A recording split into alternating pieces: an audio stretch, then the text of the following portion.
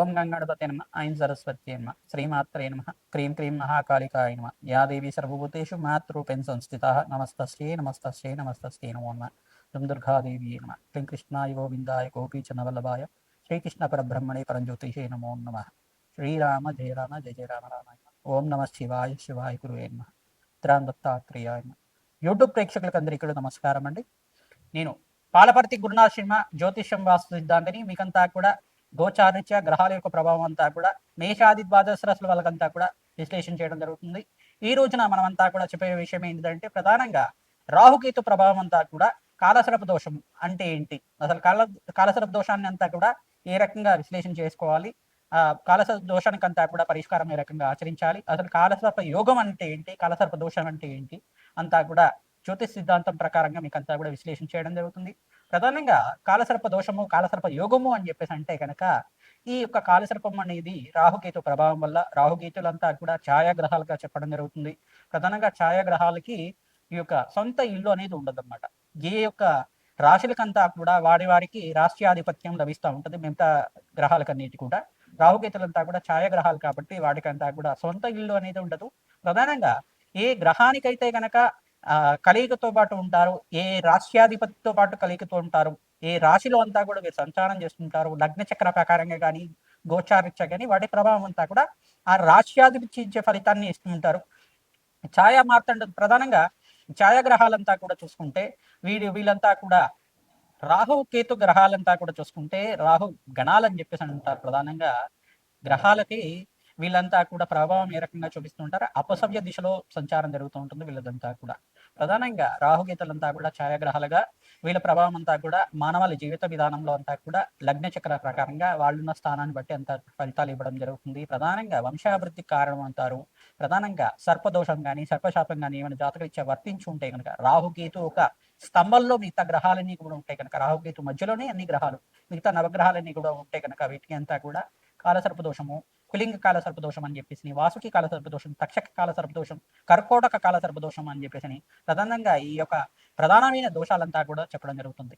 నవరాగ ఆధారితం చేయడం వల్ల కాల సర్పదోష నివారణ అవ్వడానికి ఆస్కారం ఉంటుంది. విశేషమైన క్షేత్రం ఏంటంటే కుక్కి పుణ్యక్షేత్రం, కుక్షి అనేది పుణ్యక్షేత్రం అంటారు. ప్రధానంగా మన కర్ణాటక దగ్గర అంతా కూడా ఉంటుంది. ఈ యొక్క సుబ్రహ్మణ్య స్వామి అంతా కూడా వాసుకి రూపంలో అంతా కూడా అక్కడ పుణ్యక్షేత్రంగా చెప్పడం జరుగుతుంది. ఆ పుణ్యక్షేత్రంలో అంతా కూడా చాలా విశేషమైన పుణ్య ఫలితాలు రావడానికి ఆస్కారం ఉంటుంది. ప్రతినిత్యం కూడా మీరు సుబ్రహ్మణ్య స్వామి ఆరాధన చేయడం, ఇట్లా నాగులున్న ప్రాంతం దగ్గర అంటే జోడు నాగులంతా కూడా ఉంటాయి. ప్రధానంగా చూసుకుంటే రావి చెట్టు ఉన్న ప్రాంతం దగ్గర ఈ నాగేంద్ర స్వామి విగ్రహాలంతా కూడా సర్పరూపంలో ప్రతిష్ఠ చేస్తుంటారు. సంతాన యోగం కోసం కావచ్చు, మరియు శీఘ్ర కళ్యాణ యోగం కోసమైనా కావచ్చు, శ్రీకాళహస్తి దగ్గర అయినా కావచ్చు, పుణ్యక్షేత్రంలో అంతా కూడా జోడు నాగులంతా కూడా సర్పరూపంలో మానస దేవ స్వరూపంలో అంతా కూడా ప్రతిష్ఠ చేయడం జరుగుతూ ఉంటుంది. తద్వారా మీరంతా కూడా ఈ యొక్క శీఘ్ర సంతాన యోగం ఫలితం రావడం కానీ, శీఘ్ర కళ్యాణ యోగం సిద్ధం రావడానికైనా కానీ కాలసర్ప యోగం అనేది ప్రధానమైన పాత్ర అనేది పోషిస్తూ ఉంటుంది. ప్రధానంగా 1, 2, 5, 7, 8 ఈ స్థానాల్లో కనుక రాహుకేతు సంచారం అంతా కూడా జరిగితే ఈ యొక్క కాలసర్ప దోషం ఉంది అని చెప్పేసి నేను నిర్ధారణ చేసుకోవాల్సి ఉంటుంది. నవమ స్థానంలో రాహు గాని కేతు గాని సంచారం చేస్తే పితృదోషం పితృశాపం అనేది చెప్పడం జరుగుతుంది. ప్రధానంగా కాలసర్ప దోషం అనేది ఈ స్థానాల్లో ఉంటే కనుక 1వ స్థానం ఉంటే కారకో భావనాశయ, ఇప్పుడు శరీర కారకత్వాలంతా కూడా రోగ కారకత్వాన్ని చెప్తూ ఉంటుంది. ఎప్పుడైనా కానీ లగ్నంలో రాహు సంచారం జరుగుతుంటే కనుక శరీరాన్ని అనారోగ్య భావాలంతా కూడా ప్రధానంగా చెప్పడం జరుగుతుంది. అనారోగ్య ప్రభావం అనేది ఉంటుంది. ప్రధానంగా గుహ్య రోగాలు అనేది రావడం కానీ, ప్రధానంగా ఈ యొక్క ఉబ్బరం కానీ, ప్రధానంగా లంగ్స్ ఇన్ఫెక్షన్ రావడం కానీ, ఆస్తమా లాంటిది ఉండడం కానీ, బ్రీతింగ్ ప్రాబ్లమ్స్ ఉండడం కానీ, ప్రధానంగా చూసుకుంటే వీళ్ళకంతా కూడా ఈ యొక్క ఆర్టిజంతో బాధపడడం కానీ జరుగుతూ ఉంటుంది. ఈ యొక్క స్థానాల్లో ఉంటే కనుక రాహుకేతు సంచారం జరుగుతుంటే, చంద్రుడు రాహు కలిగితూ ఉంటే కొంచెం హార్ట్ ప్రాబ్లమ్స్ అనేది ఉండడం కానీ జరుగుతూ ఉంటుంది. ఇట్లాంటి ప్రాబ్లమ్స్ అనేది జరుగుతూ ఉంటాయి. ప్రధానంగా రాహుకేతులంతా కూడా గోచారిత్య వీళ్ళ ప్రభావం చాలా ఎక్కువగా ఉంటుంది. ఎక్కువ సంవత్సరాలంతా కూడా వీళ్ళ దశ అంతా కూడా నడుస్తుంది కాబట్టి తద్వారా మానవాళికి మేషాది ద్వాదశ వాళ్ళకంతా కూడా ప్రభావం ఎక్కువగా ఉంటుందన్నమాట. విదేశీయాన యోగం సిద్ధించాలన్నా, ప్రధానంగా స్థిర ఐశ్వర్యం రావాలన్నా, ఆకస్మికంగా ధనయోగం ధన ప్రాప్తి రావాలన్నా రాహుకేతు ప్రభావం అంతా కూడా ముఖ్య పాత్ర పోషిస్తూ ఉంటుందన్నమాట. ప్రధానంగా అమ్మవారి ఆరాధన, దుర్గాదేవి ఆరాధన చేసుకోవడం, మానసాదేవి ఆరాధన చేసుకోవడం, మానసాదేవి చరిత్రనంతా కూడా ప్రతినిత్యం కూడా మీరు ప్రవచనంలాగా వింటూ ఉండడం వల్ల శ్రేష్టమైన ఫలితాలు పొందడానికి ఆస్కారం ఉంటుంది.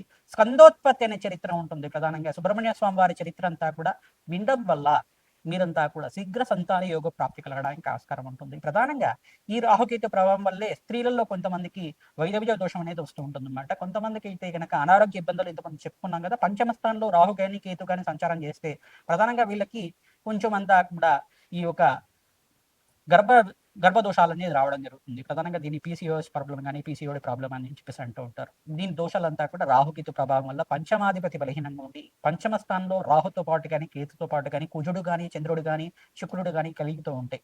పంచమ స్థానం సంతాన స్థానం అని చెప్పేసి అంటారు. ద్వితీయ స్థానం కుటుంబ స్థానం అంటారు.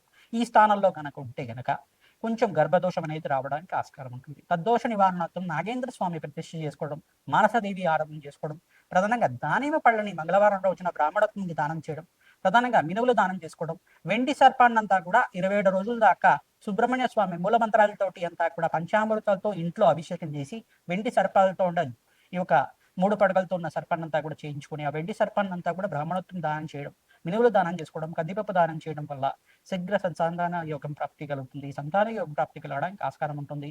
సుబ్రహ్మణ్య స్వామి మూలమంత్ర జపాలంతా కూడా ఆచరించాలి. తద్వారా శీఘ్ర సంతాన యోగం ప్రాప్తి కలగడానికి ఆస్కారం ఉంటుంది. వివాహాది శుభకార్యాలు జరగాలన్నా కానీ ప్రధానంగా సప్తమ స్థానంలో రాహుకేతుల సంచారం జరుగుతాయి. ప్రధానంగా ఆలస్య వివాహాలు జరగడం కానీ వివాహంలో ఆటంకం జరగడం కానీ సంచారం జరుగుతూ ఉంటుంది. లగ్నాధిపతి ఏ స్థానంలో ఉన్నారో అది కూడా చూసుకోవాల్సి ఉంటుంది. ప్రధానంగా శుభగ్రహాల యొక్క వీక్షణ అంతా కూడా చూసుకోవాల్సి ఉంటుంది. శుభగ్రహాల యొక్క వీక్షణ లేకుండా ఉంటే కనుక రాహుకేతు ప్రభావం అంతా కూడా ప్రబలంగా ఉంటుంది. తద్వారా ప్రతి విషయంలో కానీ ఆటంకాలు జరుగుతూ ఉండడం, వాయిదా పడుతూ ఉండడం కానీ, అనుకున్న పనులంతా కూడా సమయానికి జరగకపోవడం కానీ జరుగుతూ ఉంటాయి.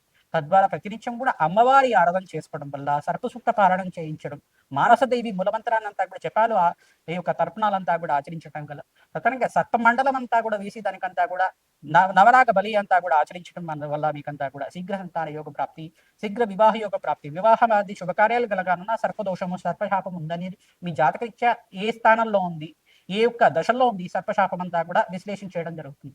తద్వారా మీకంతా కూడా ఈ యొక్క సర్పదోష నివారణార్థం, రాహుకేతు దోష నివారణార్థం అంతా కూడా ఈ స్థానాల్లో ఉంటే కనుక కాలసర్ప దోషాలు ఈ యొక్క ప్రధానమైన దోషాలు అని చెప్పేసి అని చెప్పడం, పద్మకాల సర్పదోషము, కులింగ కాల సర్పదోషం, అనంత తైష కాల సర్పదోషాలు అని చెప్పేసి ప్రధానమైన దోషాలంతా కూడా ఉంటాయి. ఆ దోష నివారణార్థం అంతా కూడా విశ్లేషణ చేయించుకొని జ్యోతిష సిద్ధాంతాలతో విశ్లేషణ చేయించుకొని జాతకరీత్యా పరిహారం అంతా కూడా ఆచరించడం వల్ల శీఘ్రమే సత్సంతాన యోగం కలగడానికి కానీ, ఎవరైతే వివాహాది శుభకార్యాల కోసం ప్రయత్నం చేసుకుంటున్నారో వాళ్ళకంతా కూడా శీఘ్రంగా అతి శీఘ్రంగా కళ్యాణ యోగ ప్రాప్తి కలగడానికి కానీ ఆస్కారం ఉంటుంది. సుబ్రహ్మణ్య స్వామి కళ్యాణం ఆచరించడం వల్ల శ్రేష్టమైన ఫలితాలు పొందుతారు. మానసదేవి ఆరాధన చేయడం వల్ల శ్రేష్టమైన ఫలితాలు పొందడానికి ఆస్కారం ఉంటుంది. లక్ష్మీ నరసింహస్వామి ఆరాధన చేసుకోవడం వల్ల శ్రేష్టమైన ఫలితాలు పొందడానికి ఆస్కారం ఉంటుంది.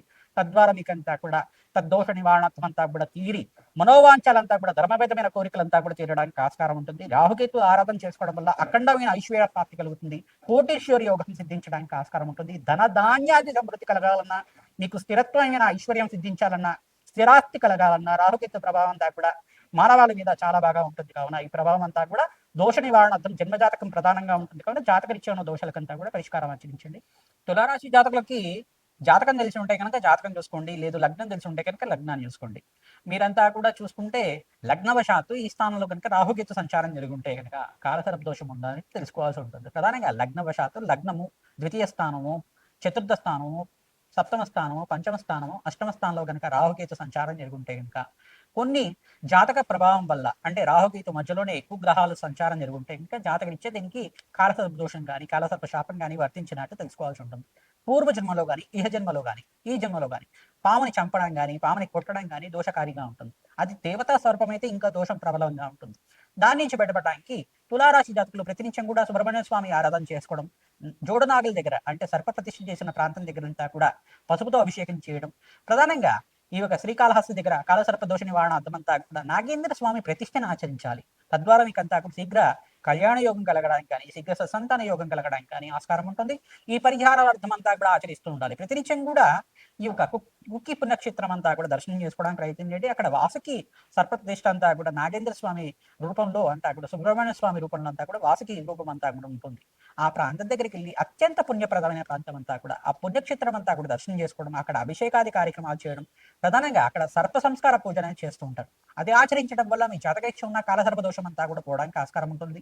రాహుకేతు ప్రభావం అంతా కూడా ఛాయాగ్రహాలుగా చెప్పడం జరుగుతుంది. వీళ్ళంతా కూడా వీళ్ళ ప్రభావం అంతా కూడా జీవితం మీద ఎక్కువ కాలం వరకు ఉంటుంది. దశ అంతర్దశ నడిచేటప్పుడు ఏ దశల్లో అయినా కానీ రాహు కానీ కేతు కానీ సంచారం చేసిన ప్రధానమైన దశలు మహర్దశ అంతా కూడా నడుస్తున్నా రాహు మహర్దశ నడుస్తున్నా స్వల్పంగా ఆటంకాలు జరగడానికి ఆస్కారం ఉంటుంది. దీని నుంచి బయటపడడానికి ప్రధానంగా దుర్గాదేవి ఆరాధన, మహాకాళి ఆరాధన, చండీ హోమాది కార్యక్రమాలు, ప్రధానంగా నాగేంద్ర స్వామి ప్రతిష్ఠ చేసుకోవడం, నక్షత్ర బలి, నాగబలి, నవనాగ బలి అనేది ఆర్చించడం ప్రధానంగా శ్రేష్టమైన ఫలితాలు పొందడానికి ఆస్కారం. విశేషమైన యజ్ఞాంతి కృతులు ఆచరించుకోవడం వల్ల కాలసర్ప దోష నివారణ అవుతుంది. ప్రధానంగా ధూమావతి ఆరాధన చేయడం వల్ల ఈ రాహుకేతు ప్రభావం అంతా కూడా పోవడానికి ఆస్కారం ఉంటుంది. ప్రతినిత్యం కూడా రాహుకేతు దోష నివారణార్థం మీరంతా కూడా మినువులు, ప్రధానంగా గోబర్లు మరియు శనగలు, మరియు ఇక్కడ చూసుకుంటే ఉలవలంతా కూడా దానం చేసుకోవడం, వెండి నాగసర్పాన్ని అంతా కూడా బ్రాహ్మణత్వం దానం చేయడం వల్ల మీకంతా కూడా దోష నివారణ అవడానికి ఆస్కారం ఉంటుంది. శ్రీమాత్రే నమః.